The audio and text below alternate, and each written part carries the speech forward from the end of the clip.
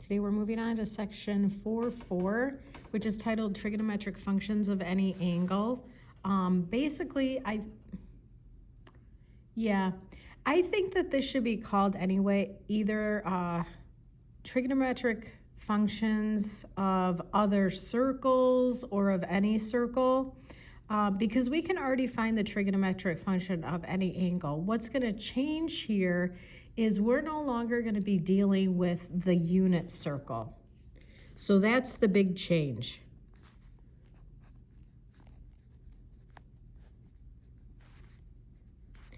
Which means since we're no longer on this unit circle, the radius is no longer 1.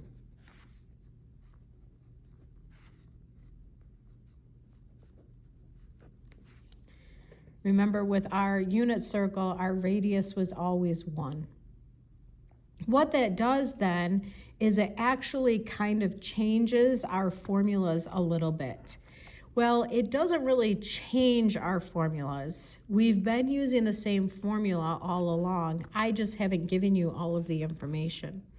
So we've known the sine of any angle if we're given an ordered pair.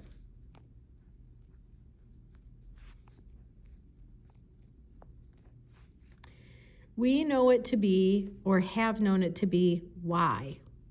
But what it actually was y divided by the radius, and our radius was 1 because we were on the unit circle. Well, our formula is still y divided by the radius, but now our radius isn't always going to be 1. So our formula is y divided by r. For cosine, our formula was x divided by r all along, but r was always equal to 1. But now we still need to take that into account. So if you're given an ordered pair, like we have been so many times already, our formula is not just going to be the y value for sine and the x value for cosine. We're going to have to find r. Now, the cosecant and the secant functions are still reciprocals of these. So r over y and r over x. And the tangent and cotangent functions stay the same.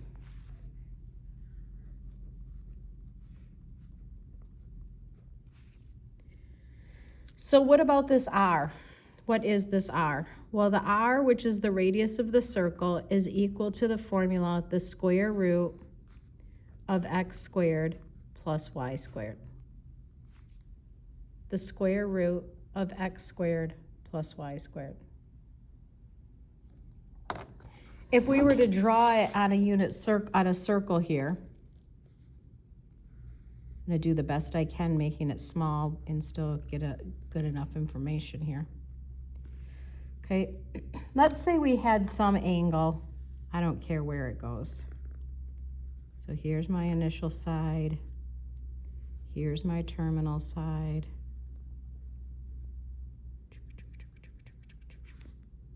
So there's my angle theta.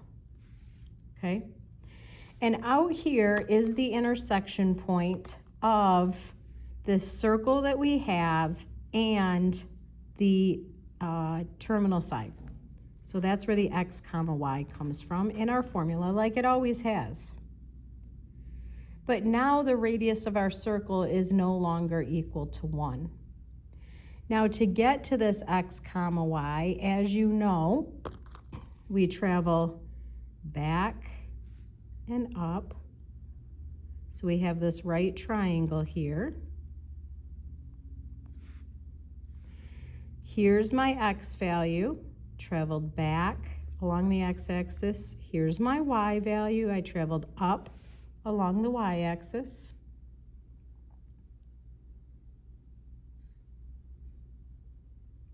Well, this other part of the triangle here happens to be the radius of that circle. See it right there? That is the radius of that circle. So this formula is actually the Pythagorean theorem. A squared plus b squared equals c squared. R equals the square root of x squared plus y squared. So there is our new quote-unquote formulas. These are the formulas we're going to use from now on.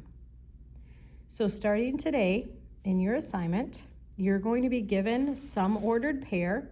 The ordered pair might be given to you in a picture, or it might just be given to you as an ordered pair, and they're going to ask you to find the 6 trigonometric functions. So let's do one of those examples. Given,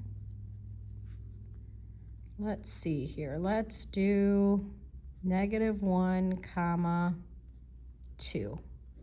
Hopefully that won't be too bad. Find the 6 trig functions of theta. And in your book, the instructions are a lot more detailed and all that kind of stuff. But basically they're saying you're rotating this amount like we did there. The terminal side of theta is intersecting with a circle. We don't know what the radius of that circle is. Here is the x and the y value. So find the 6 trig functions. So like before, when we've done these problems, when you see this on a test or a quiz, like you just saw on the most recent quiz that we had, this will be given to you, and then I will have those 6 trig functions written for you here. I will not, however, give you the formulas. You have to know the formulas. So this is what the problem will look like to start with. Okay. I've also told you before that by the time we're done, you're going to be finding these 6 trigonometric functions, and you're going to be able to find them by many different methods, given many different pieces of information. So you could be given an ordered pair, you could be given an angle, you could be given a trig function. We're going to do all of those things. All right, so here we're given an ordered pair. So what we're given is x and y.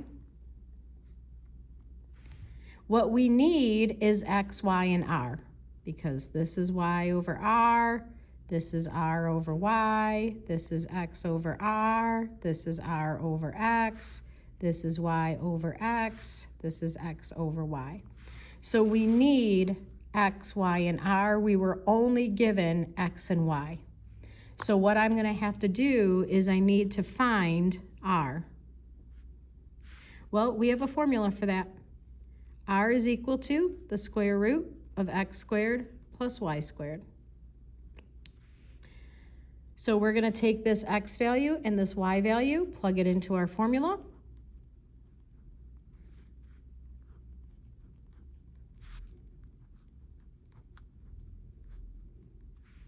And simplify.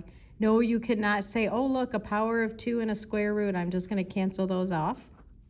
The square root symbol is a grouping symbol, so we have to square inside. You are squaring the negative, so that's going to be +1 plus 4, so r equals the square root of 5. Never going to be negative because it's a radius. Radius cannot be negative, a distance cannot be negative. Our x and y values can be negative because they're coordinate plane points, but radius of the circle can never be negative. So our radius is the square root of 5. So now we can go ahead and take these 3 values and fill out the rest of our information. So y is 2 over the square root of 5. We're going to flip that here. X is -1 over the square root of 5. We're going to flip that there. Y is 2 over the x value -1, and x is -1 over 2.